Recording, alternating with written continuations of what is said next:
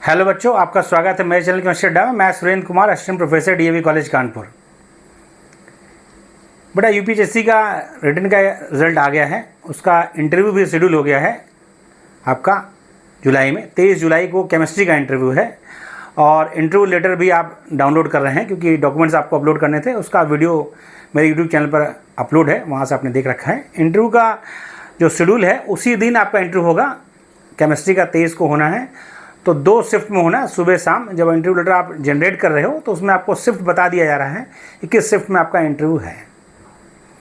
जो रिज़ल्ट है वो जो नया आपका एग्ज़ाम हुआ, जो न्यू एग्ज़ाम हुआ, री एग्ज़ाम, उसके मार्क्स के हिसाब से आपका इंटरव्यू शेड्यूल हुआ है। तो इंटरव्यू आपको देने जाना है। अब इंटरव्यू की बात करें तो जो अभी इंटरव्यू ले रहा है कमीशन आपका, इससे पहले उसने पीएचडी का इंटरव्यू लिया, उसमें कुछ एक नई बात निकल कर आई। इससे पहले हम लोगों ने, मैं भी पीएचडी का इंटरव्यू देकर सिलेक्ट हुआ था, तो पीएचडी में पहले था। अब इस समय असिस्टेंट प्रोफेसर हूँ 2019 से। तो पहले वो सिर्फ सब्जेक्ट का पूछते थे।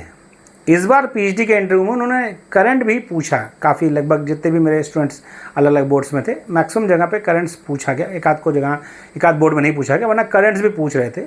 जो कि आपका पीएचडी का जो सिलेबस है पुराना वाला, जिससे मतलब एग्ज़ाम हुआ, उसमें जीएस का पोर्शन नहीं है। सिर्फ 125 क्वेश्चन केमिस्ट्री के आते हैं। लेकिन उन्होंने, क्योंकि भाई मेंबर्स का अपना वो है, तो करंट का क्वेश्चन की अभी कौन सा सम्मेलन हुआ या पीएम मोदी अभी किस दौरे पर थे, इस तरह के क्वेश्चंस पूछे गए आसपास के एनवायरनमेंट के, कि आपका जो है एजुकेशन मिनिस्टर यूपी में कौन है। तो किसी ने हायर का बता दिया, बोले नहीं माध्यमिक में कौन है, बेसिक में कौन है। तो ये आपको थोड़ा ओवरव्यू रखना है, क्योंकि आपके सिलेबस में 30 क्वेश्चन जीएस का भी था। तो आप ये नहीं कह सकते कि मतलब आउट ऑफ सिलेबस इंटरव्यू हुआ, क्योंकि 30 क्वेश्चन आपका जीएस का था। तो आपको उतना डीप नहीं पढ़ना है, लेकिन न्यू एजुकेशन पॉलिसी जैसे हुआ एनईपी 2020, आपको ब्रीफ नॉलेज उसका होना चाहिए। क्योंकि आप एज अ टीचर ज्वाइन करोगे, as a assistant professor join करोगे, अब हर जगह सेमेस्टर सिस्टम हो गया है। जहाँ भी आप ज्वाइन करोगे सेमेस्टर सिस्टम हर जगह है, तो थोड़ा उसका ब्रीफ नॉलेज रखिएगा, क्योंकि आप पढ़ाने जा रहे हो तो आपको उसकी जानकारी होनी ही चाहिए। प्लस इधर लगभग 6-7 महीने में जो है, जो सम्मेलन हुए हैं जहाँ पे पीएम गए हैं, या फिर बाकी आसपास जो आपका सम्मेलन हुआ है, तो उसका थोड़ा ध्यान रखना है। पूछ सकते हैं वो। देखिए होता क्या है कि आप क्वेश्चन पूछा गया, आप पहले से प्रिपेयर हैं कि हाँ भाई जीएस पूछा जाएगा, थोड़ा मैंने देख रखा है, तो आप वहाँ इंटरव्यू में पहला क्वेश्चन ही आपसे जीएस का पूछ लिया, करंट का कुछ पूछ लिया आपने, और आप बिल्कुल तैयार नहीं हैं, तो आपको थोड़ा नर्वस फील होगा और वहीं से आपका निगेटिव स्टार्ट हो जाएगा। तो यदि आप पहले से प्रिपेयर होकर गए कि ठीक है जीएस पूछेगा तो मैं बता लूँगा, मैंने अपने एक बार ओवरव्यू देख रखा है, थोड़ा न्यू एजुकेशन पॉलिसी भी देख रखी है, और यूपी का हल्का फुल्का, क्योंकि यूपी स्पेशल आप उसमें पूछा भी मुश्किल से मुश्किल 1-1.5 महीने पहले आपका एग्ज़ाम हुआ है मई में, तो आपको तैयार है, बस एक बार उसको रिव्यू करके जाना है, ताकि ये माइंड सेट से जाए कि पूछा जा सकता है। करंट के क्वेश्चन कुछ पूछ सकते हैं, बाकी यूपी स्पेशल में कुछ पूछ सकते हैं, पूछ रहे हैं पीजीटी में, इसलिए आपसे पूछने की पूरी उम्मीद है। ये तो बात हो गई आपकी जीएस की। सब्जेक्ट पर आइए, क्योंकि आपने अभी जस्ट एग्ज़ाम दिया है, सब्जेक्ट आपका पूरा ओवरव्यू में है। जीडीसी भी आपने दे रखा है एग्ज़ाम 31 मई को, तो सब्जेक्ट हम कमांड में है।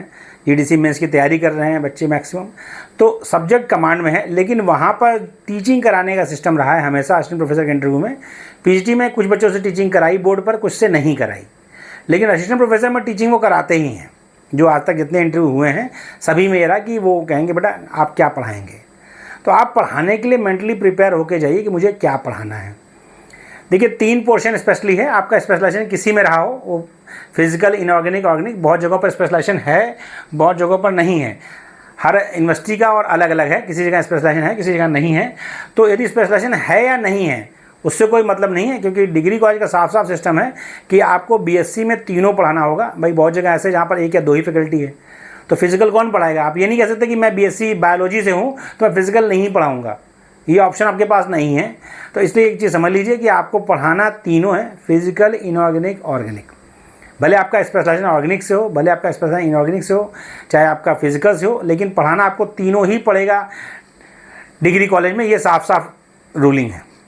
अब आते हैं कि वहाँ आप मान लीजिए पढ़ाने के लिए गए, तो आपको कोई अपना तीनों में टॉपिक चूज़ कर लेना है और टॉपिक चूज़ करना है इस तरह से जिसमें आप जो है अच्छे से पढ़ा सकें, उस पर वो किधर भी क्वेश्चन पूछे दाएं बाएं करके आप अपना अच्छा जवाब दे सकें और इंटरव्यू अपने अकॉर्डिंग उसे मोल्ड कर सकें। मोल्ड मतलब होता है कि उन्होंने कुछ आपसे प्रश्न पूछा, अगला क्वेश्चन देना, उससे प्रश्न इसी तरह क्वेश्चन उठते हैं, प्रश्न जो आप आंसर दोगे वहीं से क्वेश्चन पुटअप होता है।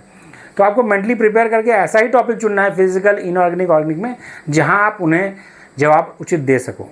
तीसरा आता है कि एनसीईआरटी आपको जो है डिफिनीशन वगैरह ध्यान रखनी है। तो एनसीईआरटी में डिफिनीशन आपको ध्यान रखनी है कि डिफिनीशन आपसे पूछा कि आयनाइजेशन एनर्जी पूछ लिया मान लो बेसिक से बेसिक, तो आपको एग्जैक्ट डिफिनीशन बतानी है। तो ये पोर्शन पर भी ध्यान रखना है कि एनसीईआरटी एक बार आपको गो थ्रू रहना है। मैं बात कर रहा था डेट की केमिस्ट्री की, क्योंकि केमिस्ट्री ही मैं डील ज़्यादा करता हूँ। तो आपको बाकी सभी सब्जेक्ट में तरीका वही है कि आपको बोर्ड टीचिंग कराई जाएगी, तो आप उस पर तैयार रहें। केमिस्ट्री का 23 को है। हम जो अपनी तरफ से गाइड करते हैं, स्पेशली हमारा बच्चा भी सिलेक्ट हुआ है उसमें, 35 प्लस ही 37 बच्चा सेलेक्ट हुआ है इंटरव्यू के लिए, तो उन्हें हमें इंटरव्यू की प्रैक्टिस करानी है। तो यदि आप चाहें तो जुड़ के प्रैक्टिस कर सकते हैं। मॉक इंटरव्यू कोई फ़ीस नहीं है इसकी, मैं पहले बता दूं, मॉक इंटरव्यू की कोई फ़ीस नहीं है, क्योंकि हम अपने बच्चों से फ़ीस लेंगे नहीं।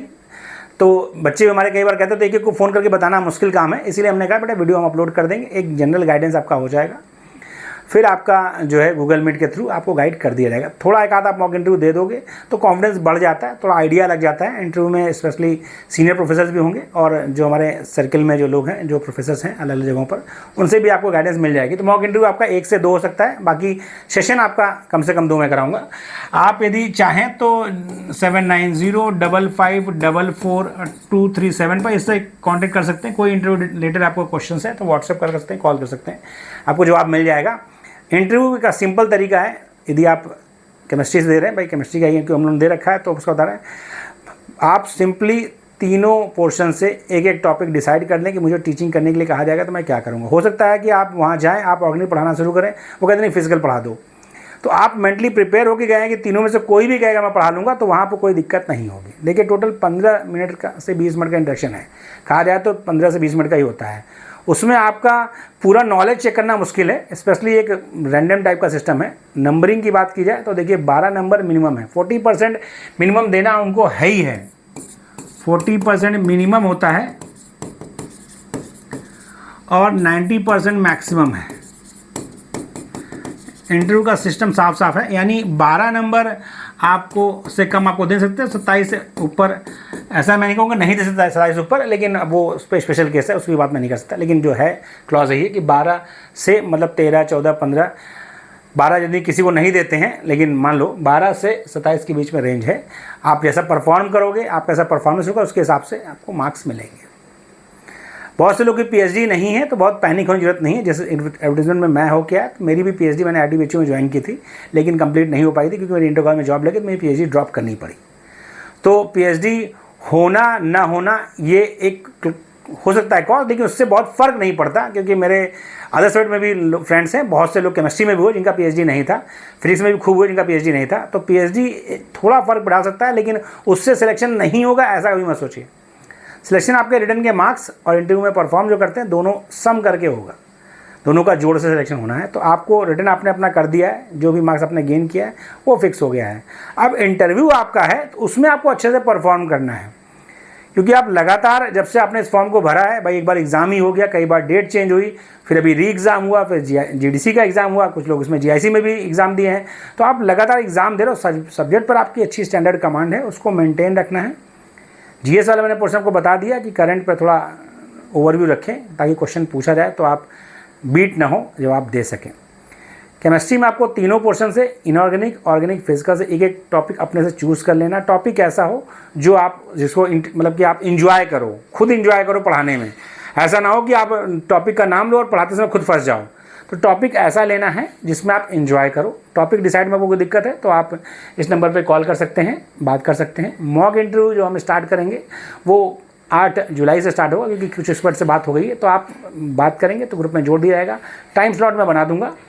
तो इंटरव्यू आपका जो है 1 से 2 इंटरव्यू, कम से कम 1-2 मॉक इंटरव्यू करा दिया जाएगा। बाकी 2 सेशन होंगे, सीनियर्स जो एक्सपर्ट्स हैं वो अपना ओवरव्यू देंगे, कुछ उनसे आप पूछना आपको इंटरव्यू के बारे में, जो रेगुलर जाते रहते हैं कमीशन में इंटरव्यू लेने के लिए, वो आपको अपना एक्सपीरियंस और जो भी मेन पॉइंट है वो आपको बता देंगे। हेल्पफुल होगा, जुड़िए और सिलेक्शन लीजिए। तो कोई भी डाउट है तो आप इस नंबर पे कॉल सकते हैं 7905544237, ये मेरा नंबर है, व्हाट्सअप नंबर भी है, कॉलिंग नंबर भी है, तो आप जुड़ सकते हैं। इंटरव्यू के लिए आप टिकट वगैरह आपने करा लिया होगा, डॉक्यूमेंट सारे अपलोड हमने बता ही रखे थे कैसे करने हैं। बहुत से बच्चों में कन्फ्यूजन ये है कि जो एडवर्टाइजमेंट नंबर 51 का जो ड्राफ्ट है उसमें 2 लोग का कहा गया है कि एक्सपीरियंस सर्टिफिकेट आपको चाहिए, मतलब रिकमेंडेशन लेटर टाइप का। तो बेटा वो बात पुरानी हो गई, अब इस समय जो अपलोड हो रहा है उसमें एक कैरेक्टर सर्टिफिकेट की नीड है, सिर्फ एक। तो जो अभी वर्तमान में है उसके बारे में सोचें, पहले उन्होंने क्या ड्राफ्ट दिया था उससे आपका ड्राफ्ट से कोई लेन देन, इसलिए नहीं कि डॉक्यूमेंटेशन हमेशा लेटेस्ट के अकॉर्डिंग चलता है। अभी वो जो आपसे कह रहे हैं कि एक आपको लेटर देना है वो दीजिए। मार्कशीट का भी बहुत साफ सुथरा हिसाब होता है कि फाइनल ईयर की मार्कशीट लगाई जाती है। बीएससी में यदि आप मतलब ग्रेजुएशन की आदि फाइनल लगाते हो तो फाइनल ईयर की मार्कशीट में first year, second year, third year तीनों के मार्क्स लिखे होते हैं, वो आप अपलोड करो। एमएससी में आप लगाते हो तो एमएससी में फाइनल ईयर लगाओगे तो उसमें सारे सेमेस्टर या ईयर जो भी सिस्टम आपका रहा हो वो उसके मार्क्स लिखे होते हैं, वो अपलोड करो। ओरिजिनल सारे ले जाने, अपलोड आपको कर देना, इंटरव्यू लेटर अपलोड कर लीजिए। जीडीसी मेंस की आप तैयारी कर रहे हैं उसको कंटिन्यू रखें। प्रैक्टिस आप बोर्ड पर या फिर कोई अपना एक वाइट बोर्ड लगा दें, थोड़ा बोलने की प्रैक्टिस करते रहें, क्योंकि मेन फोबिया जो होता है वो होता है जब आप इंटरव्यू देने प्रवेश करोगे। भाई जैसे जो टीचिंग कर रहे हैं वो तो ठीक है, वरना उसके अलावा भी इंटरव्यू शब्द ऐसा है ना कि मतलब भाई यदि आप बहुत हैबिचुअल नहीं हैं तो थोड़ा मन एक बार हिचकता है। मुश्किल से मुश्किल मैं आपसे बता दूं टोटल 1 मिनट का टेंशन है। आप जब प्रवेश करोगे आप पहले सबको विश करोगे, यदि जितने लोग हैं, सर हैं मान लो, कोई मैम है तो उनको अलग से विश करो, वरना अदरवाइज गुड आफ्टरनून सर्स कह दोगे, एक बार देख के हो जाएगा। आपसे यदि बैठने के लिए कहते हैं तो बैठोगे, थैंक यू बोलोगे। फिर आपसे पढ़ाने के लिए कहेंगे, जाओगे आप स्टार्ट करोगे। पढ़ाना आपको इस तरह से कि जैसे वो स्टूडेंट्स हैं और स्टार्ट करना अपनी तरफ से। तो जब आप प्रवेश करोगे और बैठने तक ही अपने आप को समझ, पहले क्वेश्चन तक आपका हार्ट बीट बहुत फास्ट होगा, जैसे ही दूसरा क्वेश्चन उन्होंने पूछा आपने उसका आंसर दिया आप नॉर्मल हो जाओगे।